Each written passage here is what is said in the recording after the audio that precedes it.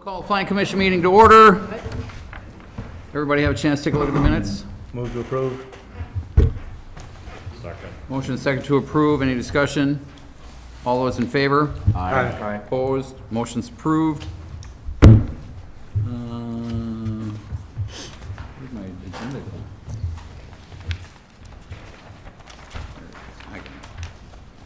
All right, I have a public hearing regarding a conditional use permit application for Bella Rose, previously known as Carmichael and Vine Development, master development plan related to City of Hudson Municipal Code, Section 255-15, Planned Residential Development, PRD, Hearth Development, LLC.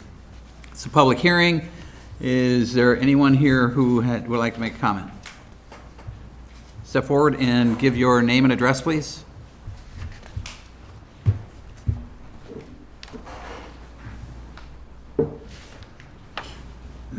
Good evening. My name is Erin Waleko. I live at 2238 Ruby Road. I attended the public hearing throughout the summer that following this development, and I'd just like to share a couple brief thoughts as a neighboring property owner and as a third-generation resident of Hudson. I've had the chance to review the photos that the lawyer has shared from the drone of what the neighbors see when they look out and how to keep our properties have a little bit of division from each other so we aren't seeing each other. And I do see that most of our neighbors have trees that are already developed, but there are myself and my neighbor Michelle, who's also here tonight. We don't have any trees bordering our backyard, and there's no room for that. So what I am suggesting is that there's a land berm, at least for the two properties that butt up against 9 and 10 on the plot for the Bella Rose development. That's my backyard, and that's my neighbor Michelle's backyard. We don't have, I have pictures of what it looks like that I'll pass around. We can see the entire Atwood property just from our first story, and from our second story we can see everything. And since it's just our two houses, I believe, that don't have an established tree line, I would like to have a land berm there so that we have a little bit more privacy. And I think that the berm would also help with grading and keeping water off the property that isn't already there. So I do know that there's a plan for vegetative screening, and I've seen the trees that have been proposed to put in there. I would just like to suggest that there's a small land berm. I know with the increased rear yard setback that was approved, that would give a little bit more leeway to put in something like that, and at least just for the two houses that don't already have existing privacy. So seeing as just there's a small area of land without trees currently, I don't see that there should be any issue adding that to those properties. So I'm just going to pass around. It says my address and then my neighbor Michelle's address. Our views from the first story and from the second story, if you'd like to take a look just to see what I'm talking about, since our properties weren't pictured on the drone that the lawyer had shared a couple sessions back. So I'll just pass those around. Thank you. Thank you. Thank you. Anyone else? Any other comments?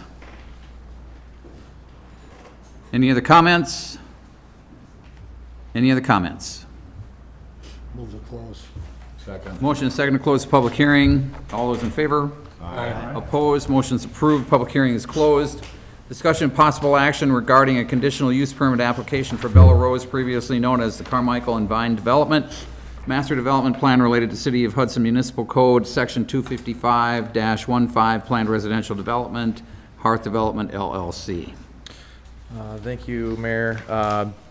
This property obviously is one we're very familiar with, having worked through the annexation process, the zoning process, and now we're effectively at the end of the work that the Plan Commission will do for this project.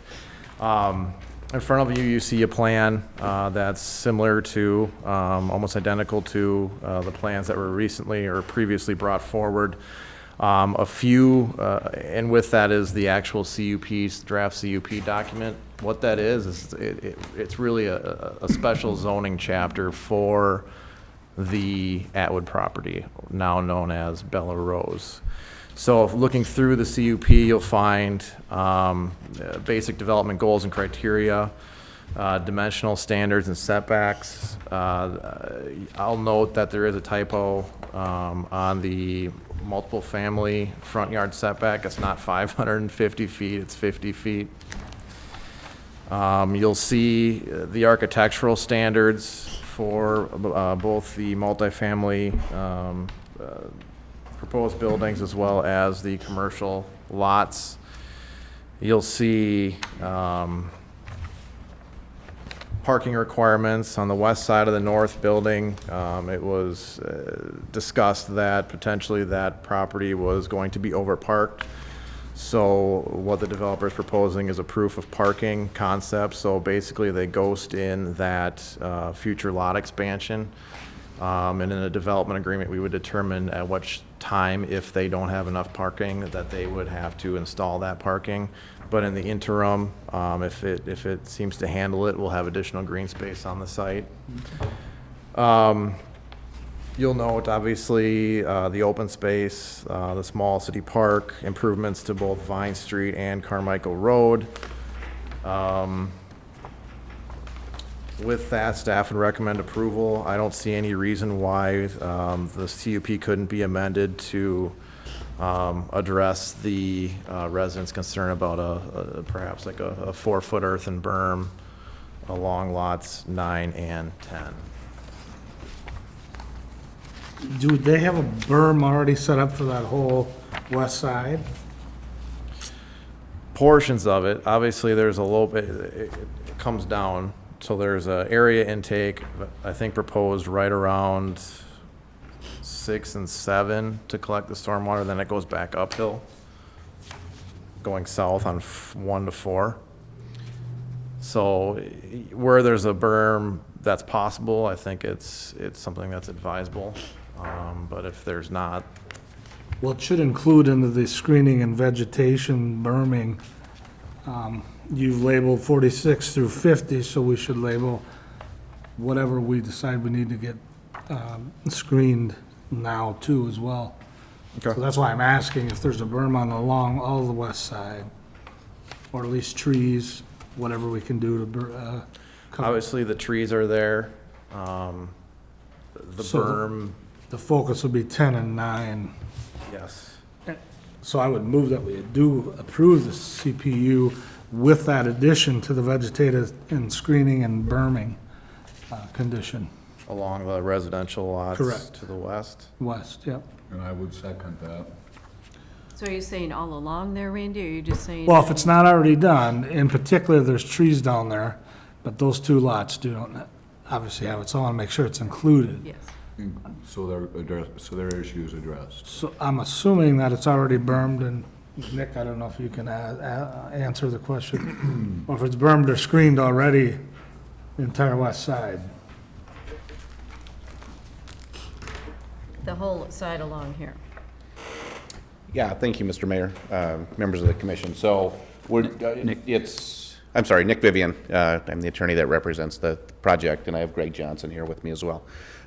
So our goal is to preserve the tree line and to preserve as much as we can for screening and buffering purposes. To the extent that those properties aren't protected by the trees, we'll certainly landscape it appropriately and screen it appropriately to make sure that it's consistent with that entire tree line.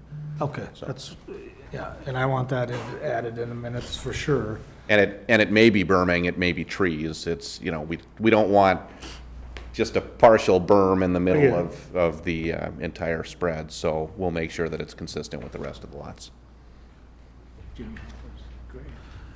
Thanks. Anybody else? All those in favor? Aye. Opposed? Motion's approved. Discussion of possible action on a final plat recommendation to the Common Council for Bella Rose, previously known as the Carmichael and Vine Development, located at St. Croix County, tax parcels 236-2071-00-000 and 236-2071-01-000 Hart Development LLC.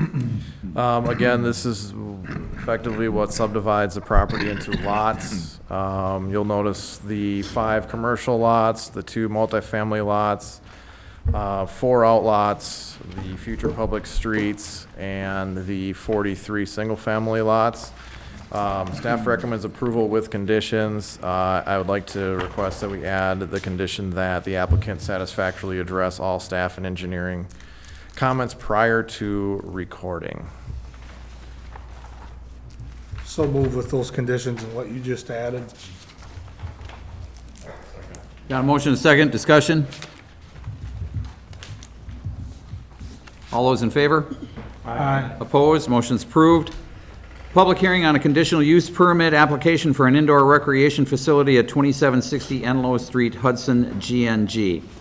Is there anyone here who would like to comment on this? Again, this is a public hearing. Is there anyone who would like to make a comment? Anyone who would like to make a comment?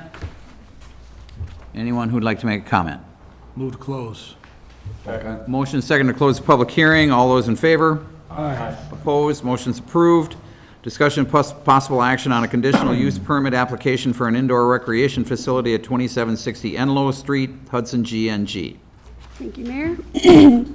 So Hudson GNG has applied for conditional use permit to have a family entertainment facility at 2760 Enlow Street located in the St. Croix Business Park. The proposed facility would include an indoor playground, blacklight mini golf, a birthday party venue, and a snack bar. The building is about 13,000 square feet in size and includes about 31 parking spaces as well as 2 handicap included. Staff has not received any comments from neighboring properties at this time, so we move to, or would like to recommend approval. Just a question, is what ages would this be geared for? If you had Children. to- If you had to say that, it's not adults, is what I'm looking at. Yeah, no, Unless it's, you're You want to golf, though, don't you? Unless you're an adult that hasn't grown up, but mostly kids. mostly kids. Thank you. And the applicant is here. My name is Megan Hansen, and we can cater to adults as well. The Black Lake Mini Golf is definitely ready, but children are our main focus. But to be able to do company events and things like that as well, for adults to enjoy too. Let me ask another question. With, let's call this a base plan, would there be any chance that your company, you have done this or you have seen it done elsewhere? Expansion, would you ever be looking at expansion and say, let's just, I'm picking something out of the sky, I didn't have go-kart tracks, to have something else to add on as a to-do at this property? Is that something you'd be looking at down the line, or is this it in a box? At this location, this would have come, what we're proposing is all encompassing. I don't think there's any additional space to do anything more there. Okay, thank you.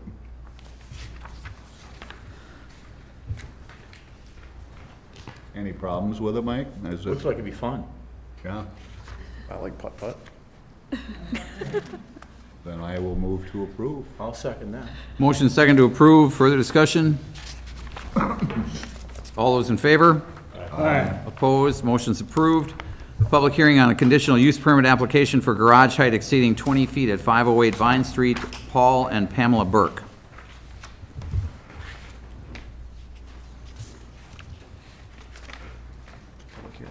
Oh, I'm sorry.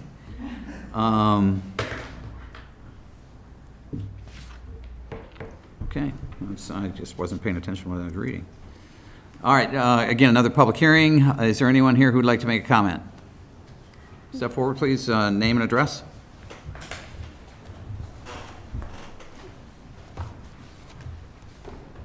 My name is Mary Martin, and I live at 507 Locust, which is directly behind the property.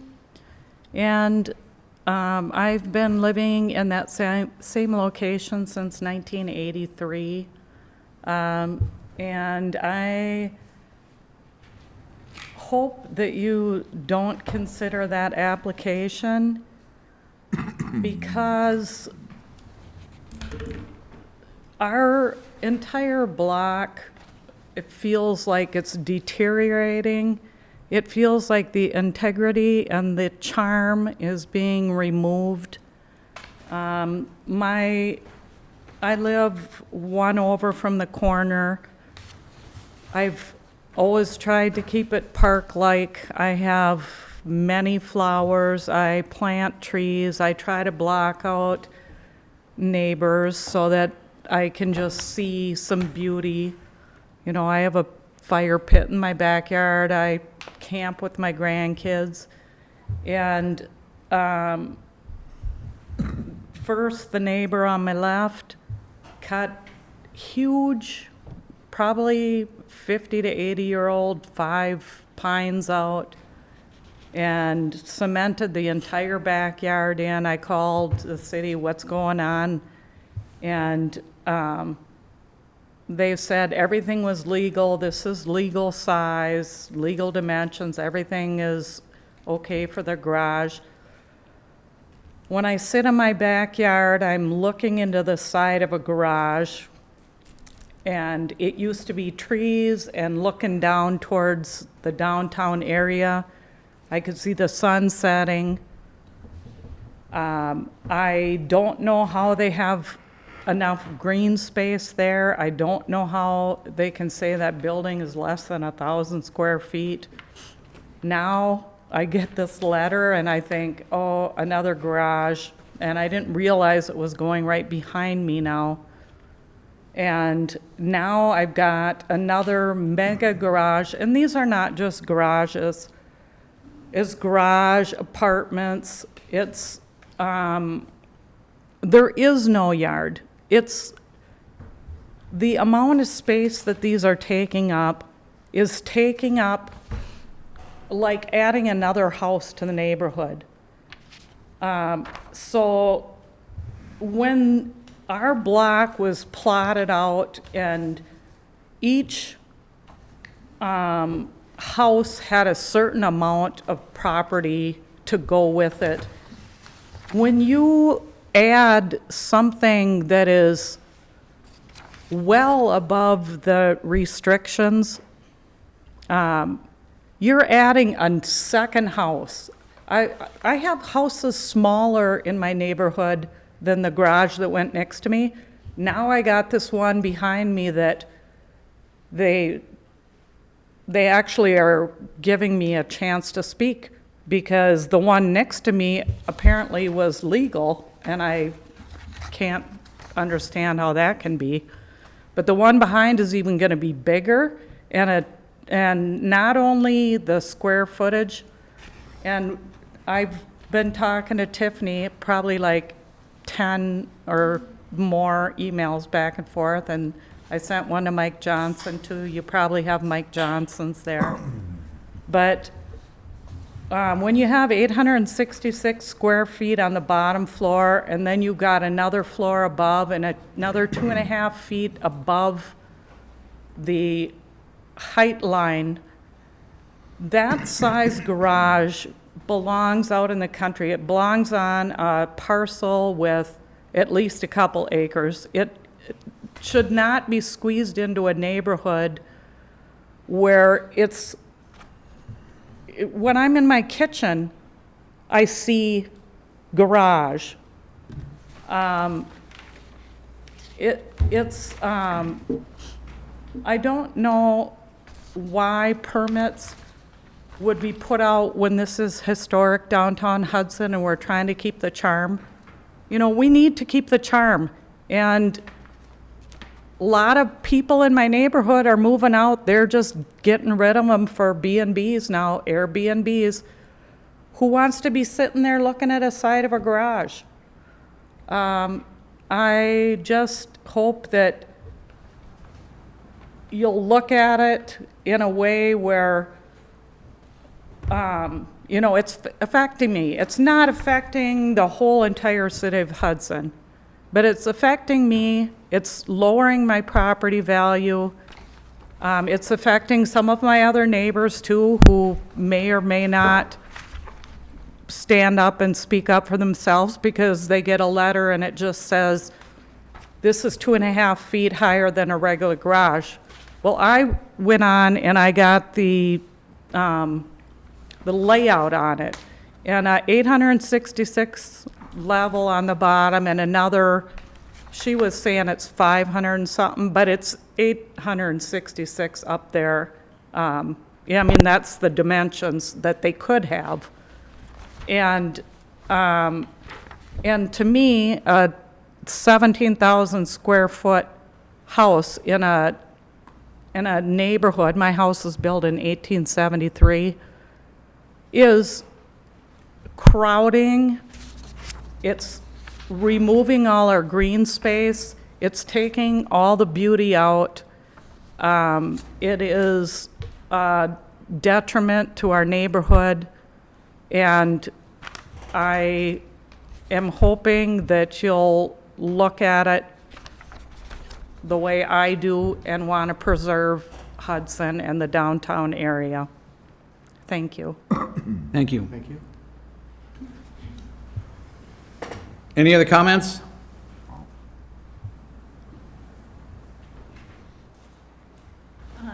Judy Meinke, I'm at 427 Locust, and I saw this letter and I was very surprised because in the alley behind my house, which I am a couple hundred feet from this proposed garage, I have a two-story carriage house, which is probably 22 feet tall, but it was built in 1878, so I have a garage like that. Down my alley, probably 10 or 15 years ago, two very large structures went up. One is kind of a red barn-looking structure, which we were kind of like, oh, how did that happen? But again, two-story garage, two levels, and then another garage too. That's for, I believe it's 416 Vine. So I'm kind of mixed. I have mixed feelings on this one because I have been allowed to have this two-story carriage house. It's been there for, more than 100 years, 141. So I would like to see this family on Vine be able to have a garage. They don't have a garage at all.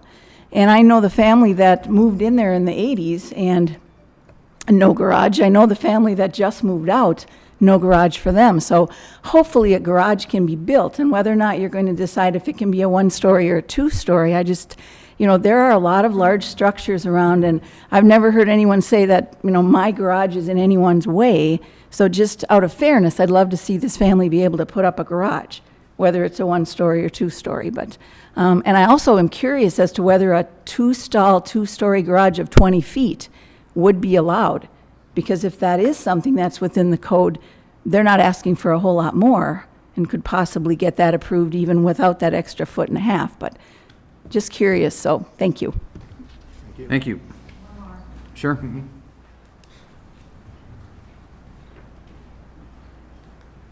And I know your garage too, and it sits there right by the street. It's not right in anybody's way. It's not Can you in talk? anybody's, Excuse me. it's not in anybody's line of view. It's a whole different situation. And I think when you're 20 feet is the maximum height and they want 22.5, you think, oh, 2.5 feet, nothing. But it is something. Just look at the garage right next to you. On the corner there that takes up the entire yard. That is smaller than what they want to put in. That is huge. And I would be fine with a garage within the recommendations. I'm not sure why they say 1,000 square feet is in the limit, and Tiffany was telling me that that is for only the base floor, which seems really crazy because you could have a, 50-foot by 20-foot garage, which would take, you could line it the whole length of your property.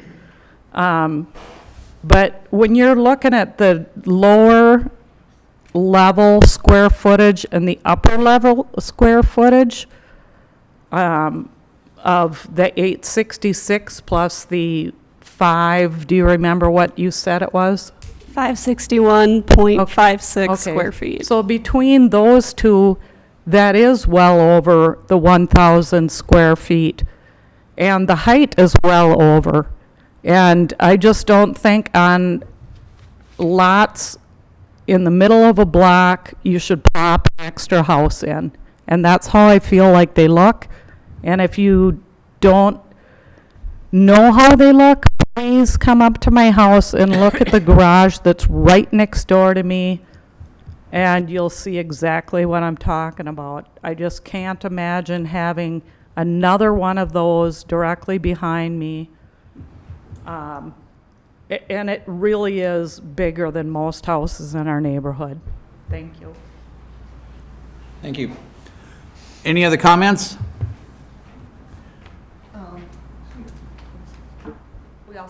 I'll add, we also received email from Clayton and Julie Duncan. You guys, I handed that out. I can read it out. To whom it may concern, I am writing this letter for Julie Duncan and myself, Clayton Duncan. We live at 525 Locust Street in Hudson. We object to the proposed garage being considered at 508 Vine Street. We feel exceeding the height limits will create an eyesore and take away from the general feel of the neighborhood. Sincerely, Clayton and Julie Duncan. Thank you. Yes, sir. Paul Burke at 508 Vine Street. We're the ones requesting the permit.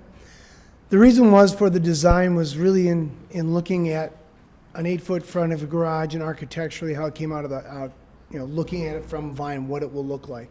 We don't want anyone to have an ugly view from their home. Initially talking to the gentleman from Hudson, I said we could redo the plans if we need to get it under 20 feet. That's fine, we will. If we want to we don't want to make our neighbors unhappy or do something that's unsightly. We want to beautify that yard and beautify the home. We love the neighborhood. So I'm not, we're not hell-bent on I need 22 and a half feet. It was designed that way because of 8-foot garage door and how it would look and that kind of architectural look. Also, then you have a taller first floor and then having an 8-foot walk where the storage area is above. That's really how that gets into the point. To take 2 feet off the top, I either have to really shorten the top or I'm going to have to go with a 7-foot door and redraw the plans for the front of the building. And then you'd be under the 20 feet. And we're willing to do that if that needs to be done. But just to explain why that design came. We had looked, Pam and I drove around Hudson, we drove around Stillwater, a lot of areas, and looked at homes like ours.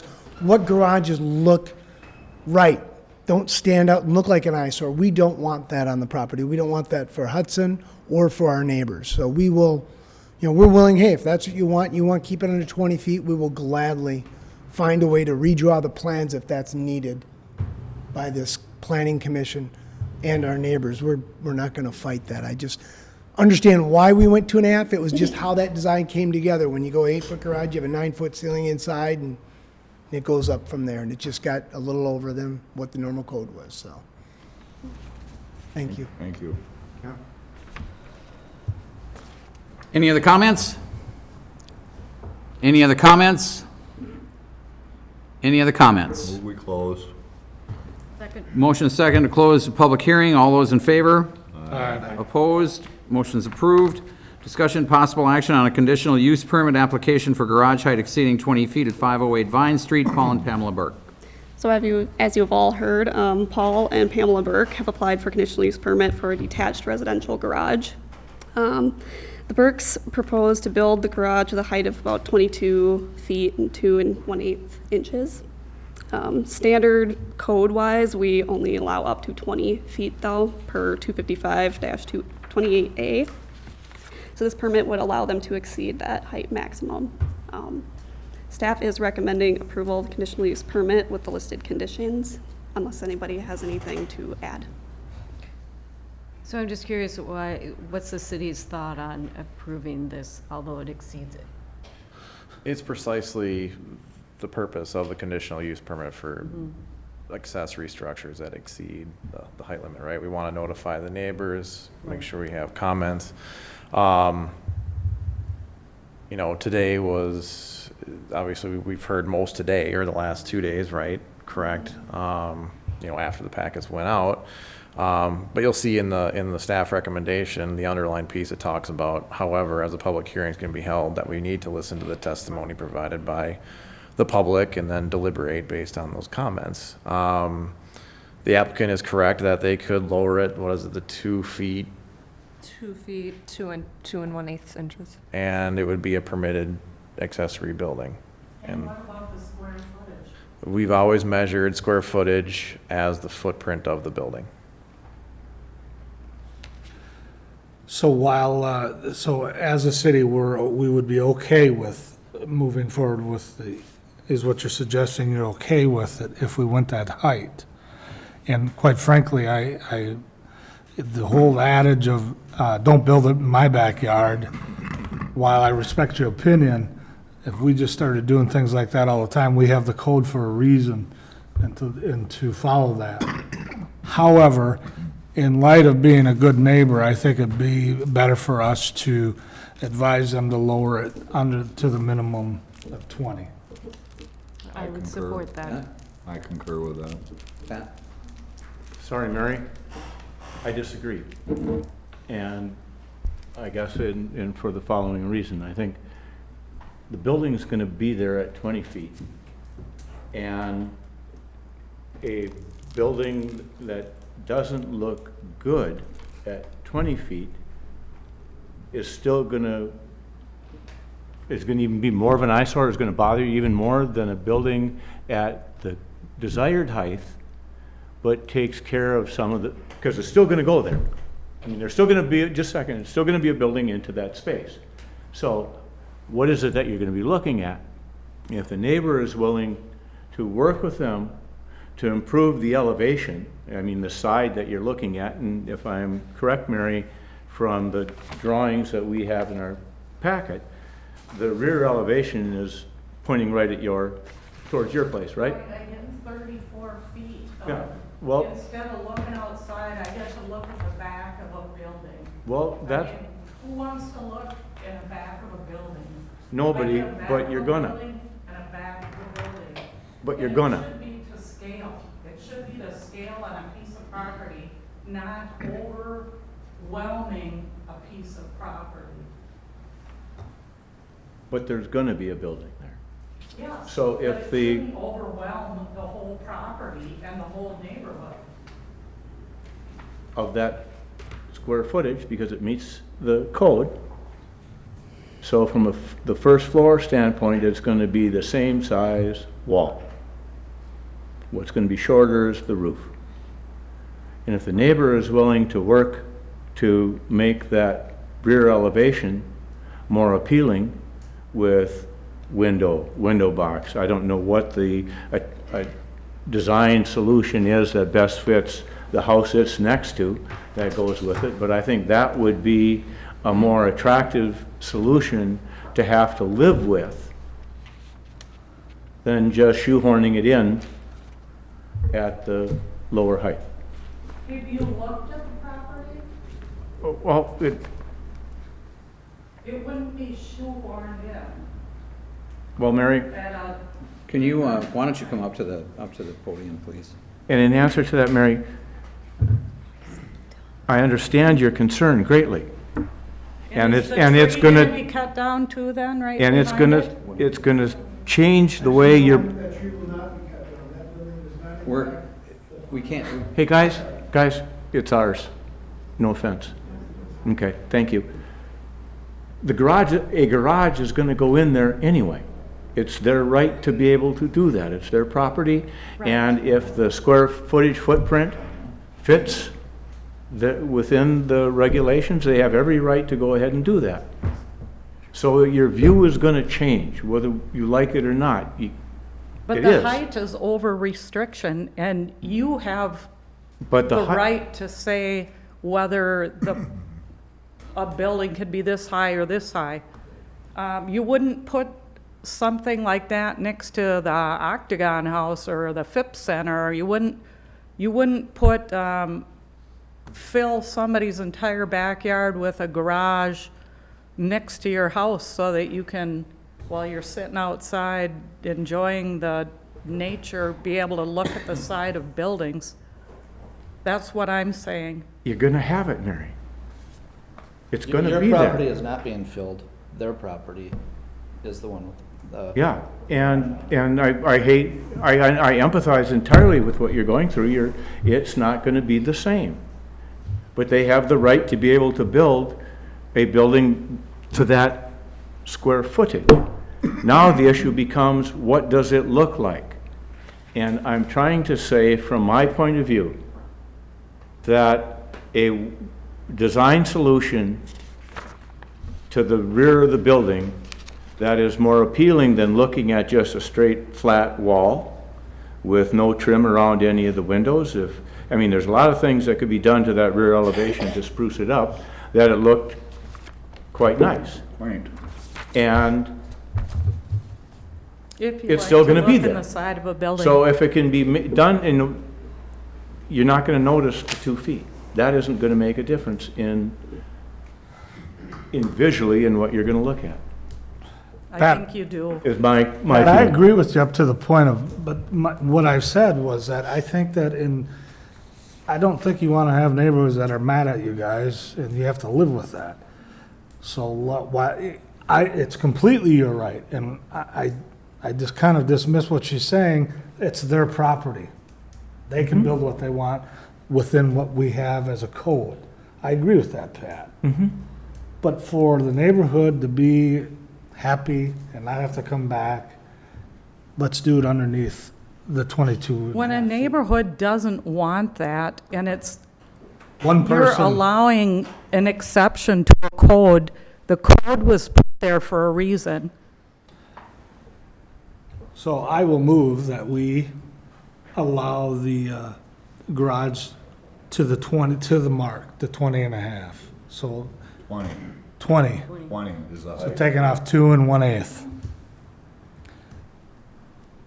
Maximum height, 20 feet. Correct, with all the other conditions that apply. You're gonna be happy with that, Mary? I'll second that. I'll be much happier with that, yes. And I'm happier that I know that that one tree is there. You have to see it to actually understand. You Well, can look at a we have plan motion and they in front of look us now. wonderful. We have a motion in front of us. My question is, are you gonna be happy with that? Yes, Okay. I will. I will be happy with that. I'll second that. I already, It's already been Oh, She already seconded. did. I'm sorry. And the Burks? I don't think so. We don't want, we give you, I'll give you up the back of the garage anyway, if she wants. I think she should have those back in the boxes. We're doing gardens back there, we're doing a whole flower, and So Mike, at 20 feet, is a conditional use permit even required? No. No one No. doesn't need it. No, they don't need it. No. All right. So it's a neighborhood issue. Okay, I'm going to sit Moot down. point. We don't need to do anything. You approve anything. I'm glad you said what you said, Pat, though. Oh, I still think that, Property owners have rights. oh, they do. So the building is gonna be there. It's a matter of what it looks like. And personally, I don't think very few of us at this table could walk around and independently look at a building and tell if it was 20 feet or 22 feet, or 24 feet. If it was done well and appropriate to its setting. And then it makes it a more useful building.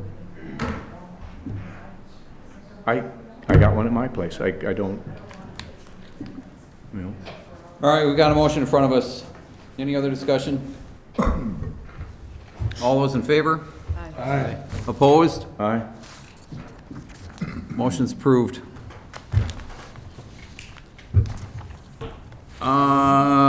Discussion and possible action on final development plan, certificate of compliance and downtown overlay review for tripod condos at 502 3rd Street, the Tripod Hudson LLC. Yes, 2 meetings ago, the Plan Commission recommended approval of the concept development plans for the 3 residential condo units directly across the street here from City Hall. You'll see a narrative from COEA, the architect on the project. Tonight, you're being asked to Pass the conditional, never mind. approve No, we didn't. the final development plans and the overlay review for the downtown overlay district. Staff recommends approval with conditions. okay, Go ahead. I just do have to repeat, I think what I said the last time in terms of how this design fits within the context of the neighborhood. Sure. I wasn't here for that meeting, I apologize. No, but, I mean, that was. I want to hear it. I mean, that was my comment before, that this is a very modern-looking building in an older part of town. And so I mean, across the street, up the way, to the north, I just feel it's a very modern-looking town, building, and I just wonder if we think this fits in the context of the neighborhood. We discussed this and we, of course, as Randy keeps saying, they have the property owners can do what they want. There was some whining of, you know, how come they didn't match more of the architecture of the downtown, in other words, the library style, the city hall style, but, you know, their answer to that was the materials being used, copying the same stone used in city hall and all that. I share Mary's comments, however, they meet no variances, they meet everything, and you know, for us to call their baby not pretty, I don't think is right. They have the right to get what they want, and so. Just to clarify, Fred, that's not what I said. I said, does the building fit within the context of the I neighborhood understand was that. what I stated, so just to be But I clear. said earlier, they have the right to do as they see. They do, but we also have certain design standards that we as a body need to follow. I don't think we do. Well, then that's a problem. I think, am I right, Mike? do. Our No. design standards aren't. We do. We have the overall downtown design standards, which the applicant obviously can respond to those questions. The architect is here, or to those concerns. And again, it's an interpretation of, I mean, we're talking architecture here, right? That's what I We're mean. talking a design piece. And whether you want to, whether a statement is, you know, modern is an allowed architectural type in the downtown overlay district. There's a number of criteria, and I know that, I don't know, Brian, if you want to kind of speak to the design elements and how you tried to approach the downtown overlay district in the overall design of what you ultimately arrived at? Sure, absolutely. Brian Hines from Studio EA 76 Cooley Road. Thank you for having us here tonight. I think we did talk a lot about this last time, Mary. You're absolutely correct. And we did talk about how we specifically chose materials and material colors and finish and in tone of the other buildings that are in downtown. So we have stonework on it. We have a very flat stone. It's like the stone that's on the library. It's like the color of City Hall. And so we tried to include those kinds of elements in a building, but we were looking for a building that is a more contemporary or current architecture. And I think that matches the intent of the downtown guidelines for a good, high-quality, well-designed, well-proportioned, and scaled building. I also think it adds to the diversity of downtown. And so if you think about some of the historical buildings that were built downtown, at the time they were done, they were current buildings. When Queen Anne's were built, it was a current, trendy style to build that kind of home. And so here we are right now in 2019, and I think we're also trying to do a current building that hopefully will contribute to the fabric of downtown. Pat? The library and the FIPS. Downtown, right? Their showcase downtown buildings aren't old Rivertown buildings. No, they aren't. I don't know if I personally, you're going after a really hard look to pull off well. And it's either gonna turn out really good, there's not gonna be an in-between. And I don't, that 50s, mid-century modern rectilinear is going to be really hard, a design style to pull off well. But I don't see anything in our, you know, what I meant before with my comment, in our design criteria that says they can't do it. They're using the same types of materials, colors, glass, and to say it, to today say it doesn't look you know, around the, like an old Rivertown building. It doesn't, but neither does the Phipps, neither does the library, neither does the building that just went up next to Norlake. Or the one right behind this one. The new So- house does not. Yeah. So again, it goes back to the property owner's rights.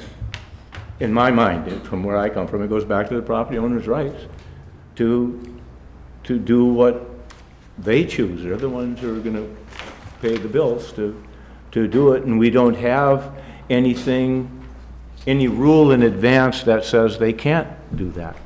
So in lack of having some other criteria that specifically says they can't, I don't see how they can. I hope that didn't come out as gibberish and double talk, but you know what I mean? But you're going after a really tough look to pull off well. I would also add that we diligently went through the list of criteria on the guidelines, basically checking every box, especially when it came to the second part of that, the design elements that are to be included, whether it's window coverings or a porch-like element, those kinds of things. If you look, we went through that and literally made sure that we were checking every box on that. So. Pat? The other thing in their defense, two of the other weirdest houses in Hudson, in terms of Careful. Hey, they're family members.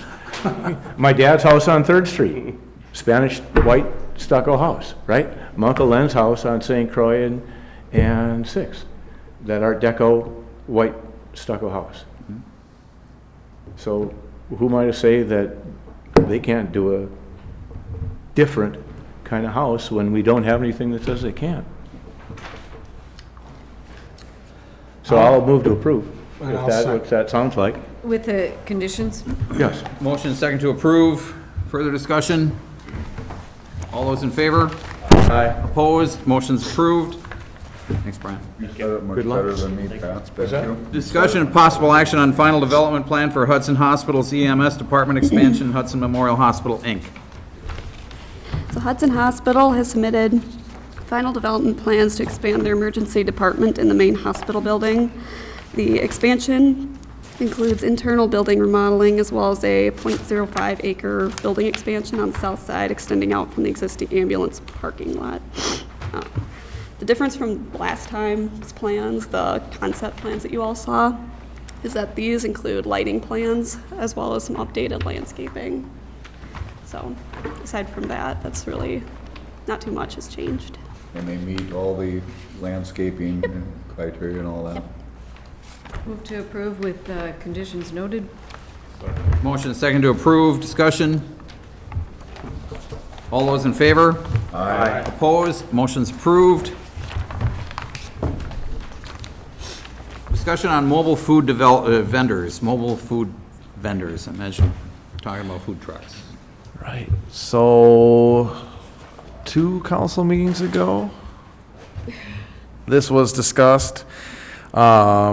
Seasonal food vendors, food wagons, mobile food vendors, whatever we want to call them. Council sent it to committee, the committee being the Plan Commission. Plan Commission, obviously, the purview is more from a land use and zoning perspective. Where, well, is this something that we want to allow in town? Where is there a specific criteria or guidelines that we should look at establishing so that it's appropriate? We've included examples from a number of communities nearby and regionally and how they generally regulate mobile food trucks, mobile food vendors, whatever you want to call them. They all call them something a little different. I think the biggest takeaway in our research that we found is generally communities have restricted the use on public property or limited it quite a bit. So again, looking for a discussion. Our new city administrator is also here, Aaron Reeves, in the back there, sitting where I usually sit during council meetings. And he's here to help us with this too. He's got some experience in wrestling with these two and the next issue on the agenda. So What is everybody's thoughts? Aren't we already doing that with, like, say, the booster days? When barbecue comes in and the vendors they get for that, that's basically, That would be a special event. So we have a special event permitting process Okay. where public safety generally looks over kind of, booster days, the festival this weekend, and other things like that. This would be something that would be, you have a business out of a truck. I bring it, say I have one, I Food bring truck. it to wherever it's a food truck, yep. The reason downtown Hudson is as cool as it is, which has spurred all the growth, property values, everything else, was our restaurants. It was cool and safe to go downtown. And because it was cool and safe to go downtown and people did it, the other stores and the like that are down there have flourished. And in a lot of communities, in cities and small, have really hurt their restaurants by allowing the food trucks to come in and feed off I don't want to say leech, that's incorrect. But they're feeding off of the business that the restaurants have already made. And I just don't want to see us take on something that hurts them. If it's additive, if it was one of them, I think it's different. If Agave wanted to do something, personally, I look at that as being different. They've earned the right in the community to be able to try something like that. To have a food truck. To have a food truck, or the guys across the street, or, I don't know what it's called. But do we treat that? Where would you put it? Well, no, I'm saying, but do you allow that? Do we want to? But my bigger concern is to be a protectionist to the businesses that are already downtown who've built what we got, and not poke them in the eye now that it's coming to fruition, or pick their fruit. Yeah. I saw firsthand in downtown Minneapolis when they allowed all these food trucks to line up on 8th Street, and it closed bricks and mortars. And so you're losing property tax dollars, you're losing jobs, and you're losing income, and you're losing people supporting the other businesses downtown. When they pull up in a truck, get their product from we don't know where, have one person maybe, working, and then they take the income, and then they don't pay taxes, and then they go. So, we only have one business in town that has a bricks and mortar with the food truck. Fiesta Cancun, their food truck is from their Stillwater location, and all of that product, revenue, and everything is directly in Stillwater, so. There's another one, too. There's at least two. What's the other one? Peter Pit has Peter it. Pit has one. Peter Pit is what I said, but Fiesta You said, Cancun. Fiesta Cancun, oh, I see. I That thought is you were not. saying Fiesta Cancun. Fiesta Cancun is not that's all Stillwater-based for their food truck. Well, It's not here, But they still have a business here. but it's not associated with the Hudson business. All right. but Well, look at, they do under special occasion. They've been up to the hospital and done things and they've like been that. over to the marina a couple Yeah. times. Right. So that's why I asked the question I did. But I agree with everything else Mary's saying, that Yeah. protect I would, our locals. I agree. And downtown Minneapolis lost, how do you lose a McDonald's in a thriving downtown community? And how do you say no? And they lost it because of food trucks out there. Yeah. The same thing, the food trucks have been to the detriment of restaurants in downtown St. Paul, downtown Minneapolis. There's no doubt about it. I absolutely agree. These guys, I'm not disparaging owners of food trucks, but they don't pay property taxes. They're not employing a lot of people like the restaurants do here. There's no doubt about that. Yeah. There are a couple caveats here, however. One is that, and I've discussed this with a couple people, I don't want, I think private events, special events, things like that, the booster days, absolutely. Yeah. But I'd be careful how we draft any type of ordinance here. I think personally that a really good fit for a food truck is our beach house. And if you've heard our discussion at the council before, you heard that we are having a problem with a vendor at the beach house because they have an issue with storing food down there because they don't know when they're going to be open. based upon the water level in particular, but also weather, right?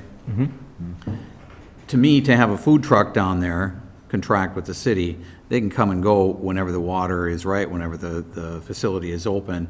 I don't see them competing with our restaurants down here, and they can take their food with them. They don't have to store it down there. I think personally it's a good fit. Second, we now have, and you've probably seen this in the neighborhoods, ice cream truck roaming around. And I have no idea what the licensing is for that, permitting for that is. But I can tell you this, I've had a lot of folks say that's a pretty cool thing to be having in the city again. So bear in mind, when we approach this, there are a couple of things that we may want to take a look at before we just do a blanket prohibition. Aaron? Can I say one other thing on tagging onto that? Sure. Because in parks, we've had the problem year after year with trying to get a vendor to go in down there, and what it has done for parks is it's cut our vandalism tremendously. Just from having somebody in there, the eyes that are there, and everything else. To have the food truck down there, or a hot dog wagon, whatever you want to call it, that they have down there, instead of having it in the building like that, would still have the eyes and ears that we want down there. I don't think that would be a problem from building utilization or anything along those lines. And personally, I think they should have the ability to go along with it, to take that down to the end of the dike. Not if it's a full-blown food truck driving down there, but to have the same kind of stuff they were having in the bathhouse.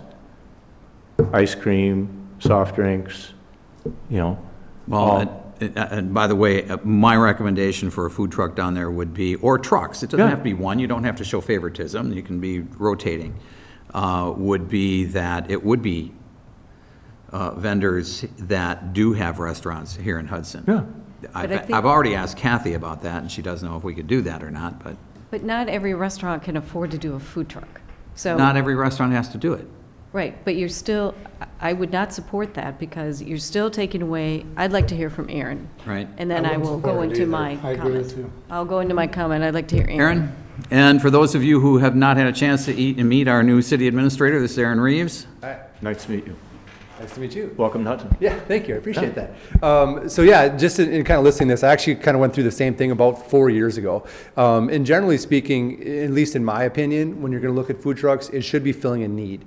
So as you talked about, you've got a great downtown already with a lot of unique restaurants that are really kind of what helped make Hudson.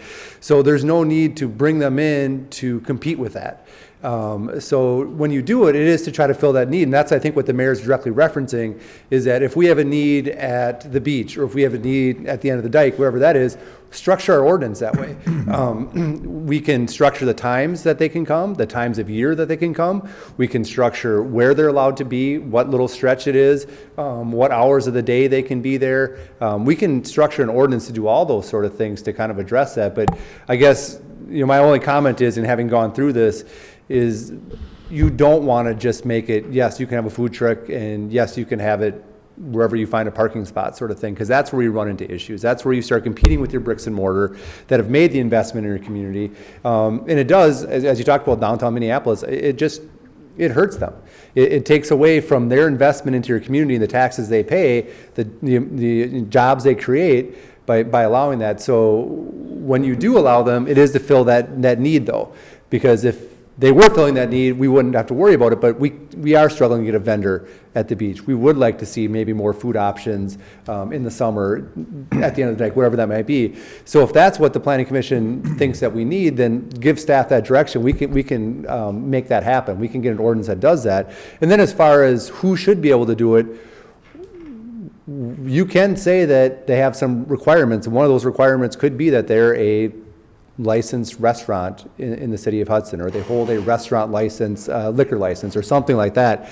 So then you know that they are a bricks and mortar facility in the community already that has a food truck. But as you said, that may not be what you want to do. Maybe you do want to open it up to more options, and that's fine. But you would have to make sure that you make that decision as you go into it. Do you want it to be tied to having a restaurant in the community already, or are you okay with opening up to maybe other outside food trucks that would be coming in to facilitate? That's a good direction that we would need to know to help prepare that.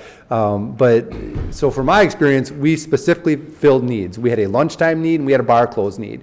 So we structured our ordinance around the times that they're available. We set very specific locations where you could do it. There's a licensing fee that's involved as well, just so we can process things like that. So if we have direction as far as where you want to see it, when you want to see it, we can structure an ordinance around it, if you want to see it tied to local restaurants or not.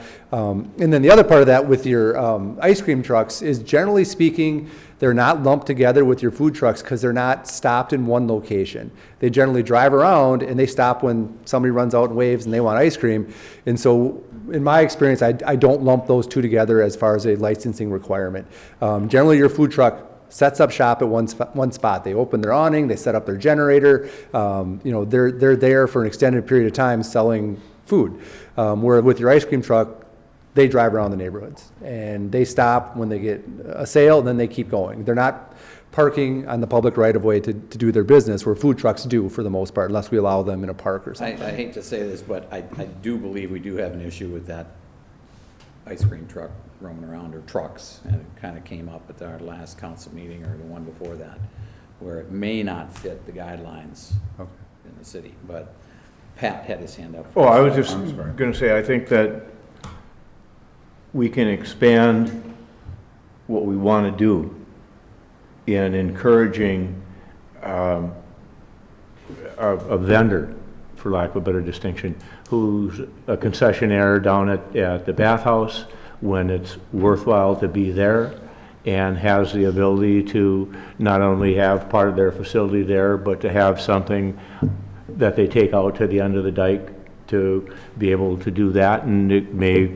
circle through the park as they wish, as a cart, or however they want to do it, but we're open to looking at doing it, and I think that Fred's next. We'll be capable of doing it. Fred? I had a question. Typically these food trucks go into businesses like, say, in industrial parks, say like Empire Bucket, United Gear, places like that have lunch at a certain window. They show up, these guys come running out, buy their lunch and go and hide. Do we know if they're coming to Hudson now or not? Yeah. Yep. And I mean, knowing that, had we better find out what's going on there so we're not shooting ourselves in the foot? That's different. Different. I mean, we have ice cream trucks, we have those food buggies. Well, we're talking. And now we have basically a mobile restaurant. Yeah. And what we're saying is we need to decide, if I hear you're saying it correctly, and Mr. Mayor, we need to decide of those categories, what do we want, right? What do we allow, and where? All right. Randy? Well, quite frankly, I've heard from multiple business owners in town that do not want food trucks in the community because of what they've worked hard to do. At the same time, the city should invest in something more down into the concession stand as in the park department if we want to attract better vendors. To open this Pandora's box is just an issue I am not going to support whatsoever, only for special occasions like the art fair or the boosters. Yep, That's it. agreed. Why complicate it? Right. Randy, I agree. I agree with most of what you said. I disagree with what you're saying about the beach house in particular. We have a facility down there that is intended to serve food. But That's just it. We have a facility. We don't have refrigerators, we don't have ovens, we don't have warmers, we don't have anything. You think that we should be investing city money when somebody else will come in and do that? It's the same result. The same result. You've got somebody down there that is, I guess, competing against our restaurants. Yep. Either you're going to do it as a city-run operation, or you're going to have somebody that has made their own investment in it do it and just come down there for the days that the beach is open. There's no difference, except for we're not on the hook for spending money. And I think... And we've made the commitment, we're gonna be selling food down there.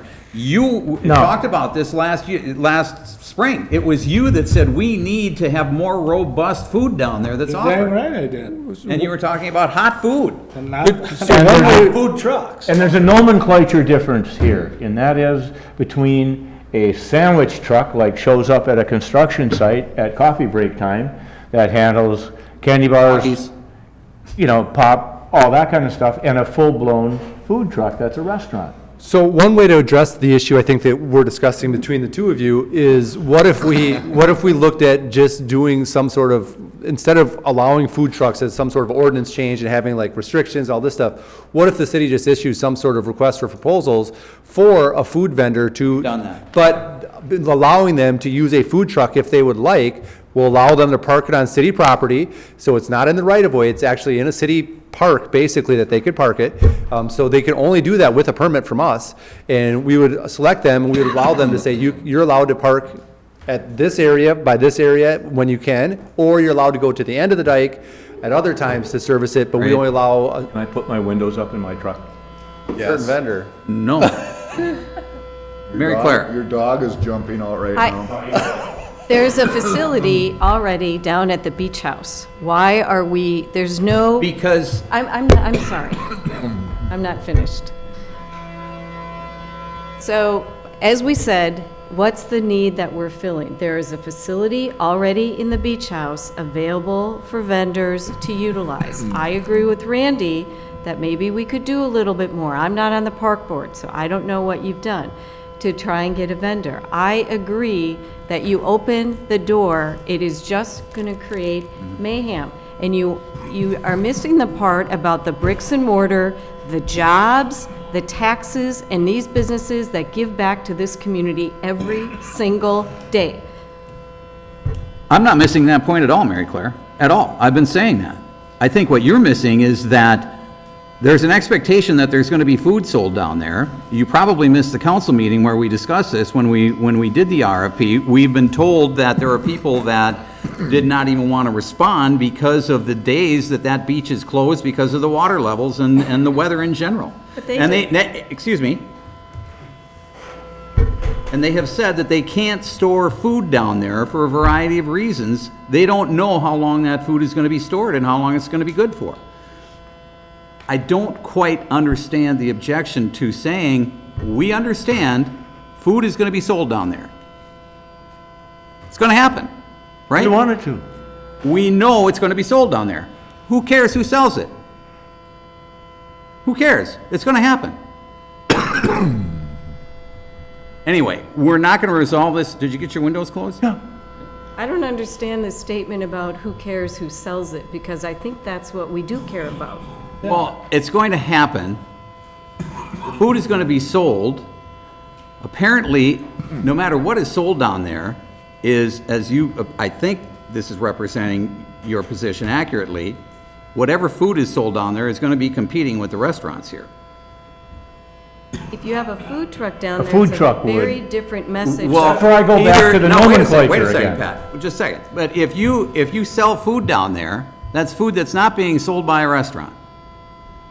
People are going to get filled up on the food down there. They're not going to go to the restaurant. Well, if you're selling hot dogs and candy bars and pop Right. and all that kind of snack stuff, Concessions. concessionaire, that you'd be selling in the building down there, but you had the ability to take a vehicle. I'm not gonna call it a food cart or a concession or anything. You have the ability to take a vehicle of some kind, motorized, pushed, I don't care, come with a proposal. But you have the ability to expand your market. It could be a beautiful, sunny, nice day, but the river's up and your beach is closed, and our concessionaire is stuck down there, nobody comes there. But if he's got a cart that he can push down to the end of the dike, or the golf cart they can drive down there, or whatever they come to us with their solution on, it expands their market to be able to survive, because nobody's making any money off of the concession down there. All right, look, we're not going to get anywhere with But we this. need to come up with a good solution. What's the pleasure? What are you thinking, Mike? What do you want to do? I mean, it's on the agenda, so are we going to be putting it on for some type of action as far as trying to? Well, this is just for the discussion, and I think Can we try to come up with bring it back. definitions? Yeah, I mean, Generally, the I'm looking definition. for direction from the commission to tell staff, this is how we want to frame a regulation or an ordinance or whatever we do I mean, we need that direction, because if we bring something forward that's representative of maybe what Mary Claire thinks, or, Well, I just the hinted mayor, at it or- earlier, not to interrupt you, but I'm going to. Don't change anything, only have special permits for allowing it at our special events. That's one possible solution. I agree You've with heard that. so many things from us so far. Do you have enough to? Well, it's, Recommendations? we can bring back recommendations. It would just be, I don't know where we all stand on it, because we don't really know for sure. But one of the big differentiators is if you don't want a real food truck, that means that then you only allow some semblance of vehicle that only sells prepackaged food. Now, it can be, you can have prepackaged hamburgers and things like that, like they do it at the, and they just heat it up. That's how you get around having a full food truck, because they're just selling things that they buy, and then they reheat it, or their candy bars, or their whatever right there, but it's all prepackaged things. The And that definition of the food truck is they actually make it on site, using fresh ingredients, whatever, they make it right in that vehicle. So you can have that differentiator. I don't know if that's what we want down there or not, though, is kind of the question. That's why I said, can we come up with definitions? That's And easy. then try to sort it out based on that. Yep. Yeah, well, And then none of it might work. All Or right. some might be able, you could plug some into certain situations. Well, there's no rush. I feel like we have enough to. Hi, Mary Claire. Sorry. Pretty testy subject. Mark? I was just getting, so is there a need? I mean, is there a need for food? I mean, to have, you go to Lake Harriet and you walk around the lake and you get a box of popcorn, in the concession stand, or you might get an ice cream cone. So, is there a need to have? Lake Harriet actually has a very fancy restaurant. Oh, that's right. Is it the one that burned and then? No, the new that was one. in That's Calhoun. Okay, but Minnetonka. that's a restaurant, though. No, but on Harriet, it is a very well-known Place. restaurant Got owner it. that runs, it's a fancy concession Okay, stand, very is good. really what it is. All right. So I'm just trying to see, is there a need? I don't go down to the beach house to think that I'm going to get something from the concession stand, and I know that might just be me. So I just don't know if our guests who use the beach and go down there are looking for something, and that's what we're trying to create. I think that's my biggest question too. I know, Pat, at this point, nobody has made money doing it. Mhm. I don't know if it's because of the food, though. It might be because of the crowd. Well, it depends. That the right people aren't there. Depends on, bathhouse is a totally separate issue. And I'm sorry, Mr. Mayor, for us diverging into all of that. But the bathhouse was basically to have somebody there to keep an eye on things, to be able to sell candy bars and pop or what have you to the people who are there at the beach. Now, there's not enough business, unless it's going to be a city employee who's sitting down there all day long. You can't make enough money to pay minimum wage for somebody to sit there all day and do that. And to upgrade it to a wider variety of foods is an investment that's sketchy when you get your business's faucet of people is shut off as soon as the river comes up. So to solve the problem at the bathhouse is going to take a different kind of animal than what we have now. And one of those solutions can be what the definition they come up with that allows that concessionaire to have a stationary front at the bathhouse and a mobile front that is allowed to go to these places at these times as we see fit. And whoever comes forward then and says, okay, I can design that kind of food cart or whatever it is to do that, and a business plan that'll do it, they'll come forward. But if nobody looks at it and sees that they can make any money doing it, they won't. And then we'll have to add, what do you have to add into it to make it attractive?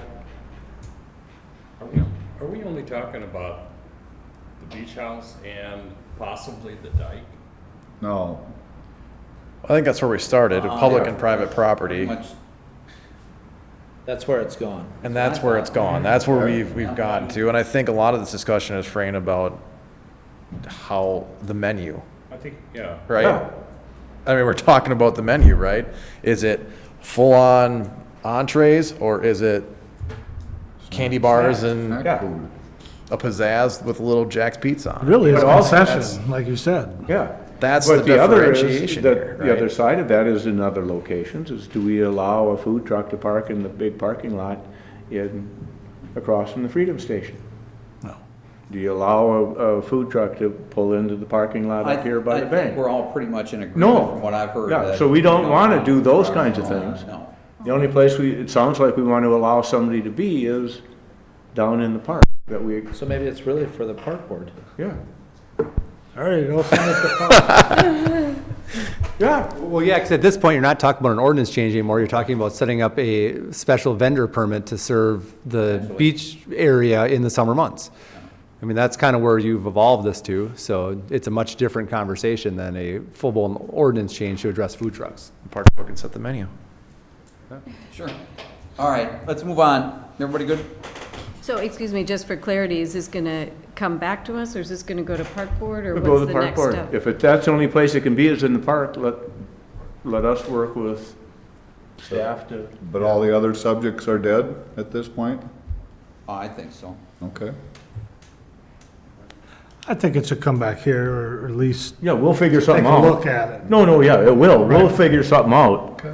and say, how's this? And is it within the context that All right, so let's move on to the more easy subject. Airbnbs.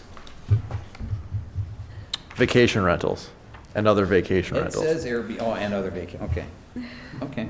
Again, a lot of it's is a definition, right? Airbnb is just one provider of what I would call a short-term rental type occupancy or use on a property. So, again, we've done some research into what other communities that have done something with this. Obviously, there's not a ton. A lot of times there are a lot larger communities. With this, obviously, there comes a lot of, or could come a lot of administrative cost and burden on staff and registering, monitoring, what's out there. I think there's an incremental approach perhaps that we could look at moving forward with.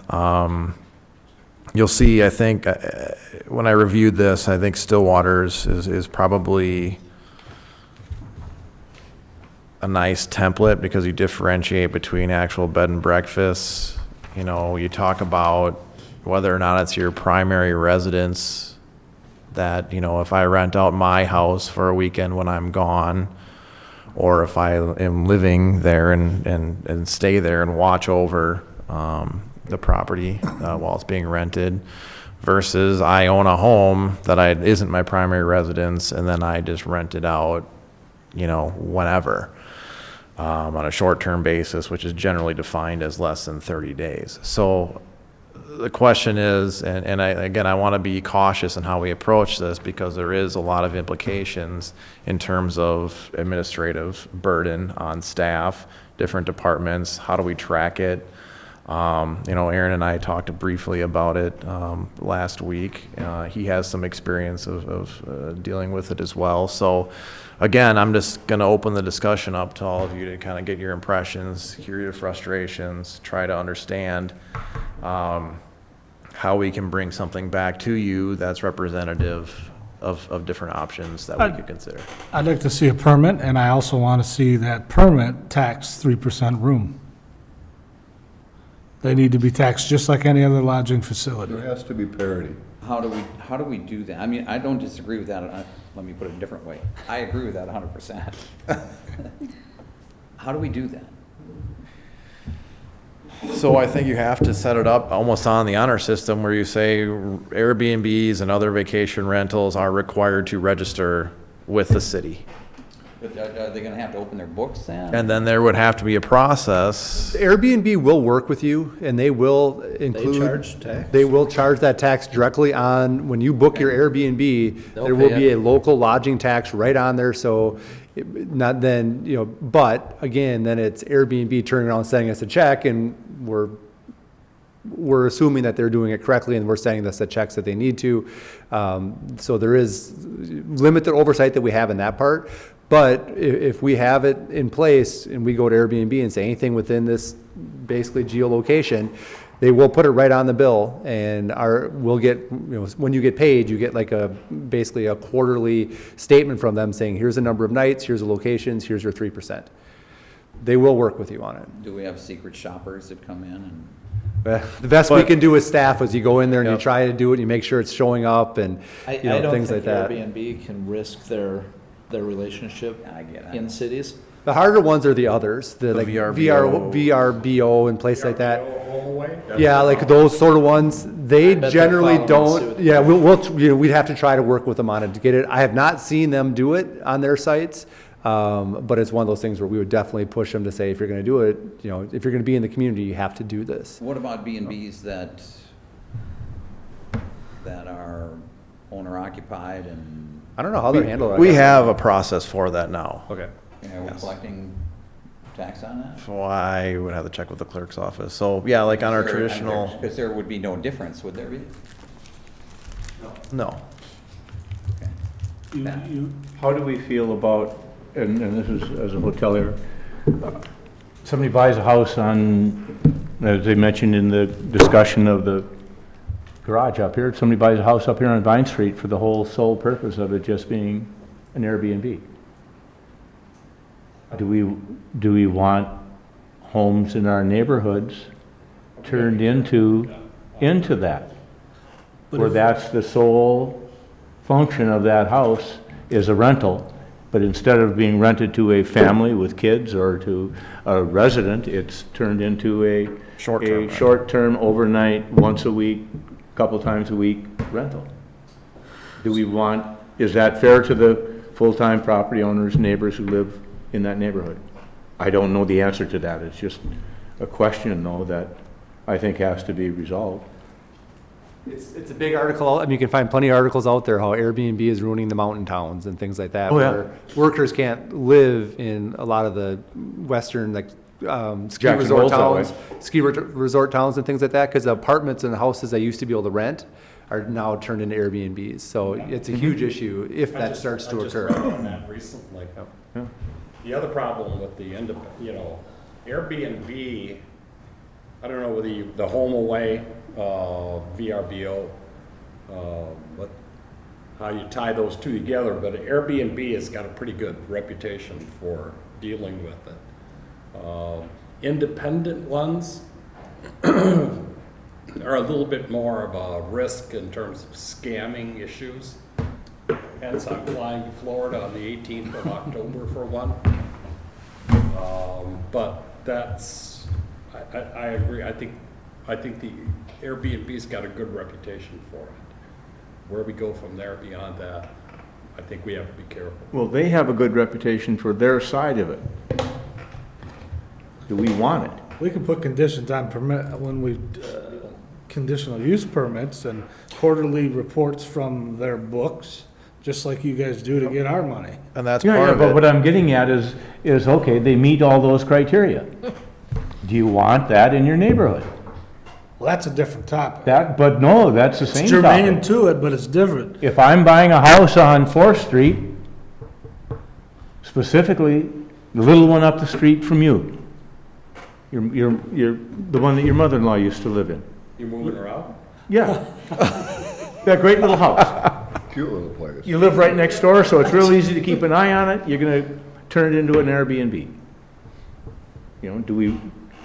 Do we want, is that fair to your neighbors? Do you want a business? I think we have to be very careful. I think there's a number of them right now. There's more than we think. Mm-hmm. There is. There are. Yep. Right now. There is. And Yeah. some of them are strictly investment for Airbnb or for short-term rentals. Yeah. That's exactly right. And have we had any issues?